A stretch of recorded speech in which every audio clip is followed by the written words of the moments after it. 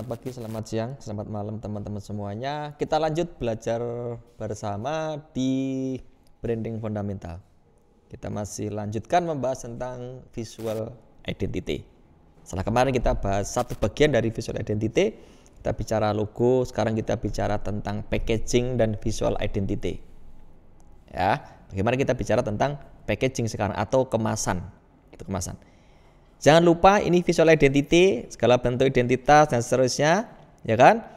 Yang merupakan segala sesuatu yang bisa diidentifikasi secara visual. Udah kita bahas juga pada pertemuan atau materi sebelumnya. Nah, sekarang kita masuk ke packaging. Ada sebetulnya satu definisi konseptual yang berbeda ketika membahas tentang packaging atau kemasan. Ya kan? Misalnya, ini saya ngambil dari Rosner. Terkait dengan packaging itu apa? Kemasan itu apa? Kemasan merupakan proses berkaitan dengan perancangan dan pembuatan wadah. Fokusnya adalah di wadah atau pembungkus. Jadi wadah atau pembungkus.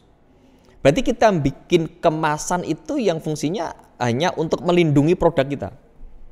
Tidak ada muatan yang lainnya. Padahal kita tahu bahwa dalam satu produk itu packaging atau kemasan bisa berfungsi yang lain. Tidak hanya sekedar sebagai pelindung atas satu produk tertentu. Misalnya kita kasih contoh di produk susu formula. Susu formula itu kemasannya berlapis kan. Lapis pertama itu memang benar-benar fungsinya adalah untuk melindungi produk. Biar tidak bocor, biar tidak terkontaminasi apa dan apa itu kan. Tapi di luarnya ada kemasan lagi. Sama-sama kemasannya, sama-sama packagingnya tapi punya fungsi yang berbeda. Di sini belum nampak bahwa kemasan yang kedua, lapis kedua itu kan fungsinya tidak hanya lagi melindungi bisa jadi, tapi fungsinya adalah merupakan salah satu hal yang bisa kita gunakan untuk nge-branding.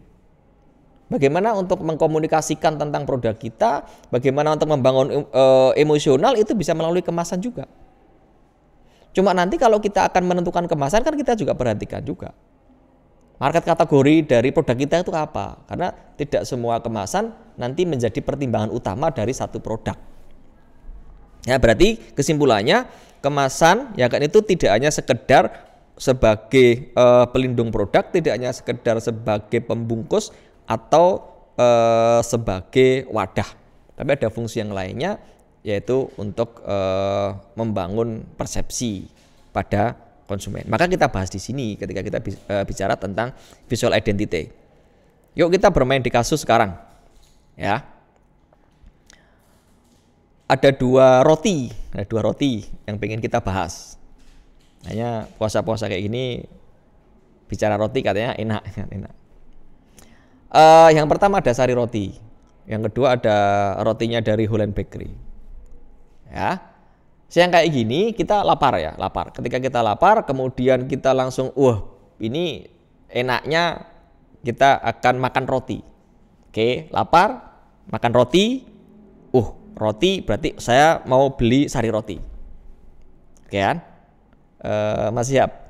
Nah, masih siap sekarang lapar, kemudian muncul saya pengen makan roti. Kemudian muncullah satu merek sari roti. Apa yang dilakukan? Datang ke mana? Datang ke Alfamart, datang ke Indomaret, datang ke Budimat. Ya, ketika sampai ke Alfamart, Indomaret, Budimat dan Mart yang lainnya, pertama kali yang dicari itu adalah outlet dari sari roti atau kemasan sari roti. Yang dicari adalah kemasannya atau outlet sari rotinya. Ketika sampai di Alfamart, Indomaret itu. Kemasan dari sekian merek yang terpampang di situ di barisan roti-roti itu yang dicari adalah kemasan yang menunjukkan itu adalah sari roti. Berarti kalau kita pengen makan roti kemudian muncul sari roti, larinya adalah ke Alfamart, Indomaret dan lain-lain. Yang kita cari pertama kali dari sekian dari roti itu adalah mana sih yang kemasannya sari roti. Oke. Sekarang yang kedua, ketika ini enaknya makan roti. Tapi saya pengen makan roti dari Holland Bakery. Ya. Apa yang dilakukan? Apakah lari ke Alfamart, Indomaret? Enggak kan? Yang dicari itu adalah outletnya. Jadi sama-sama ada kemasannya itu. Sari roti juga ada kemasannya, roti Holland juga ada kemasannya. Tetapi fungsi dari kemasan yang melekat pada sari roti dan melekat pada Holland Bakery kan berbeda. Karena bagi sari roti ya kemasan itu jadi hal yang sangat penting. Karena pertama kali yang dicari itu adalah kemasannya. Sementara kalau Holen itu yang dicari bukan kemasannya loh. Yang dicari adalah outletnya. Ya kan? Oh, ketika outletnya Holen tuh memang khas kan dia. Dari kejauhan pun kelihatan kan. Kalau dari kampus kita tuh kelihatan. Lihat ke timur ada bangunan yang unik kayak gini kan. Ada apa namanya baling-balingnya itu sudah itu mesti Holen Bakery. Nggak perlu kita pastikan iki Holen podo yo tulisannya, nggak usah. Langsung masuk aja pasti Holen. Maka dia bikin yang tinggi karena memang dia sadar bahwa ketika konsumen nyari rotinya di Holen yang dicari bukan kemasan yang melekat secara langsung, tapi yang dicari itu adalah outletnya. Kayak gini kan? Nah, maka tadi jawabannya kayak gini. Ketika lapar pengen makan roti, sari roti ya larinya adalah ke Alfamart, Indomart, yang dicari adalah kemasannya. Tapi ketika merasa pengen makan rotinya Holen yang dicari itu adalah outletnya. Berarti apa? Ketika kita ingin merancang sebuah kemasan itu ya kita pertama lihat dulu kita masuk ke industri apa, produk kita masuk industri apa, dan kita juga harus pastikan market kategorinya itu apa. Orang beli sari roti karena apa? Orang mau beli Holen Bakery itu karena apa? Itu yang perlu kita pertimbangkan pertama kali ketika kita akan menentukan kira-kira kemasannya seperti apa. Nah, sehingga bisa saya simpulkan ada dua kan, yang pertama adalah packaging before sales dan packaging after sales. Kalau yang pertama kasusnya sari roti itu kan packaging, kita akan memperhatikan packaging kemasan sebelum kita beli. Tapi kalau sudah sampai ke Holen Bakery itu ya kan, kita akan perhatikan kemasannya setelah kita beli. Karena kita terima itu setelah kita beli. Dan kemasannya yang ada di Holen Bakery itu kan, tasnya itu kan memang bukan lagi manfaat secara fisik yang kita harapkan, tapi manfaat secara emosional setelah kita melakukan pembelian roti di situ. Nah, ini kan ada dua packaging itu sebelum atau setelah kita melakukan satu pembelian. Kalau kita lihat dari sistem distribusinya, ya, sistem distribusi yang dilakukan oleh sari roti itu adalah mendekati end user. End user itu adalah konsumen tingkat akhir. Karena apa? Sari roti masuk ke dalam kategori fast moving consumer goods. Nah, namanya aja fast moving consumer goods, berarti produk itu harus mudah dicari. Maka strategi distribusinya itu mendekati end user. Dia didistribusikan di hampir semua minimarket. Bahkan ada yang kelilingan di kompleks kita. Ya. Kalau kita mau butuh sari roti, kadang kita nggak perlu keluar rumah pun sudah ada yang mendatangi ke kompleks kita. Ya, sementara kalau Holen itu enggak, Holen justru yang dilakukan adalah end user itu diminta untuk mendekat. Maka dia bangun outlet yang bagus, outlet yang menarik. Dan pertimbangan orang beli roti di Holen itu bukan karena harga dan sebagainya, tapi memang dia butuh servis yang pertama. Yang kedua memang dia pengen roti-roti yang fresh. Roti yang fresh. Bisa jadi di Holen itu dalam seharinya bisa sekian kali produksi. Karena memang keunggulan yang dijual adalah yang fresh. Sementara kalau sari roti dan sari-sari yang lainnya, roti-roti yang lainnya ya mungkin di situ sudah 2 hari atau 3 hari dan sebagainya. Ada perilaku yang unik kan ketika teman-teman beli roti sari roti atau Borobudur atau yang lainnya, ya kan? Ini dilihat dulu nih kadaluarsanya kapan nih. Tapi kalau ke Holen atau ke yang lainnya kadang itu di nomor 2 kan atau di nomor 3 kan, karena berbeda. Nah, ini kalau kita bicara di kemasan, kebetulan kita ambil kasusnya adalah di sari roti dan Holen Bakery. Teman-teman bisa cari dan buktikan di kasus-kasus yang lainnya. Nah, kemudian apa sih fungsi kemasan pada kasusnya sari roti yang masuk ke fast moving consumer goods? Itu adalah membangun sebuah persepsi, membentuk sebuah persepsi. Maka caranya agar mudah didapat. Sementara yang di Holen Bakery itu adalah membentuk reputasi. Larinya adalah ke corporate reputasi. Nah, kalau larinya adalah membentuk ke corporate reputasi, ya, atau reputasi perusahaan, ya mesti dengan melalui sebuah pengalaman. Maka ketika beli roti di Holen Bakery itu mereka berusaha menciptakan pengalaman berbelanja, ya kan? Maka ada layanan, ya, maka ada yang lainnya. Nih. Terus kita lari ke super grafik. Ya, kita lari ke super grafik. Super grafik juga merupakan bagian dari visual identity. Sorry, minta bantuannya Mas Siap. Ini ekornya siapa? Ekornya siapa ini? Garuda. Ekornya siapa Mbak Manda? Garuda. Mas Siap pernah naik Garuda? Belum. Pernah pegang ekornya Garuda? Oh, tapi bisa ngerti kalau ini adalah ekornya Garuda. Nggak ada yang jawab, saya pernah riset, nggak ada yang jawab, ini ekornya lion, nggak ada. Bahkan kalau ini terbang di ketinggian tertentu kayak gini, nggak kelihatan tulisan Garudanya, hanya muncul ekornya, ya pasti ini ekornya Garuda. Jadi dia gunakan ini sebagai super grafik yang bisa membangun sebuah persepsi. Kuat banget. Kuat kan? Nah ini kalau kita pakai itu. Terus ini Mas siap kembali. Ini punya siapa? Indomaret kan? Kau tahu Indomaret dari mana? Gak ada tulisannya Indomaret. Dan ini punya siapa? Alfamaret kan. Ini nggak ada tulisannya, semua orang kan bisa menjawab ini adalah Indomaret, ini Alfamaret. Nggak ada yang jawab ini Budimaret, nggak ada. Dan di balik itu nggak ada. Nah karena dia memang sengaja mendesain, ya kan, mendesain super grafiknya yang kuat, bisa membentuk persepsi di benaknya pelanggan seperti ini. Nah setelah itu maka kita baru tentukan kira-kira kita akan gunakan brand rekognisinya itu di mana. Apa sih brand rekognisi? Brand rekognisi itu adalah di mana titik konsumen itu mencari atau mengenali produk Anda. Konsumen ketika mencari produk kita itu dia mau mengenalinya dari mana sih? Apakah dari kemasannya, apakah dari logonya, apakah dari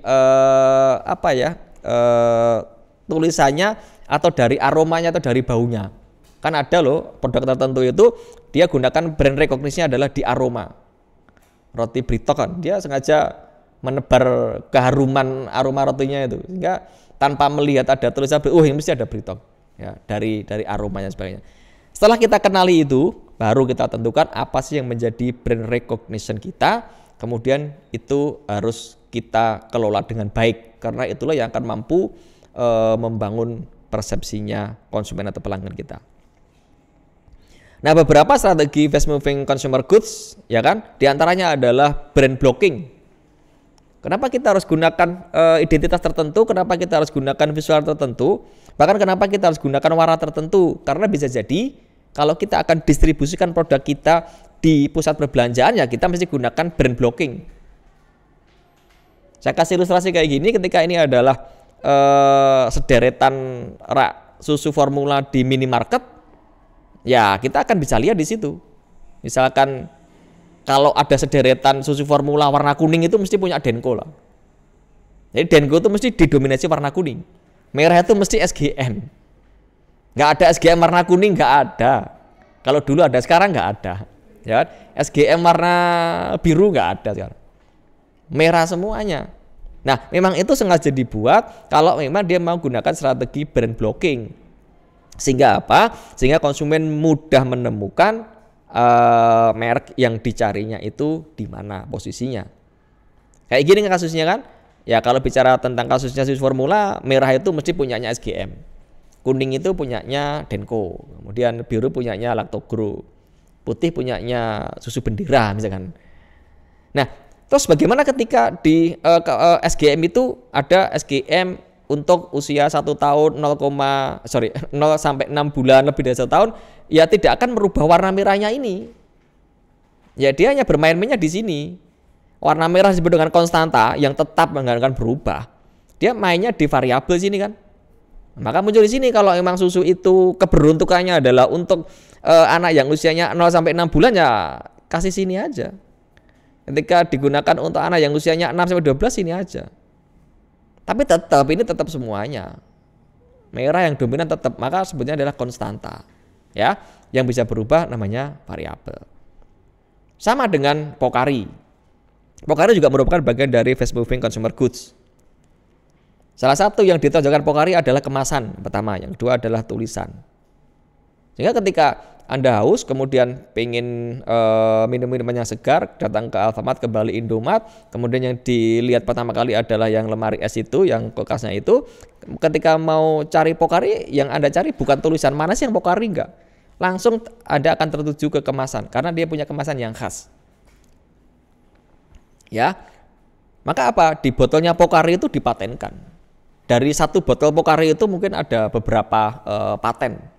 Sama dengan Coca-Cola. Botolnya Coca-Cola itu ada banyak paten. Karena dia punya ya, kekhasan, keunikan yang tidak bisa ditiru, maka harus dipatenkan. Ya, gini. Untuk membuktikan gini, kalau saya saya ngomong UANG, ya, UANG, uang, yang dipersepsikan, dipikirkan masih apa? Apakah tulisan UANG atau gambar uang? Gambar uang. Sama, ketika saya ngomong Pocari yang dipersepsikan buat tulisan Pocari, tapi botolnya kemudian ada logonya apa? Itu kan yang dikehendaki oleh konsumen. Maka kalau saya ngomong uang itu ya teman-teman tidak akan membayangkan tulisan uang, tapi ini yang dibayangkan. Nah itu kan. Nah maka yang terakhir kan saya pertajam di kasusnya Pocari itu. Nah maka tulisannya harus jelas terlihat. Pocari tulisannya nggak ruwet. Nah, kalau ruwet, sekali lagi konsumen itu punya banyak masalah kok. Jangan kamu tambahin masalah, ya kan? Kemudian simple, sederhana, dan nggak perlu filosofi. Jadi kalau brand yang kita lekatkan di kemasan itu nggak perlu filosofinan, nggak perlu, ya kan?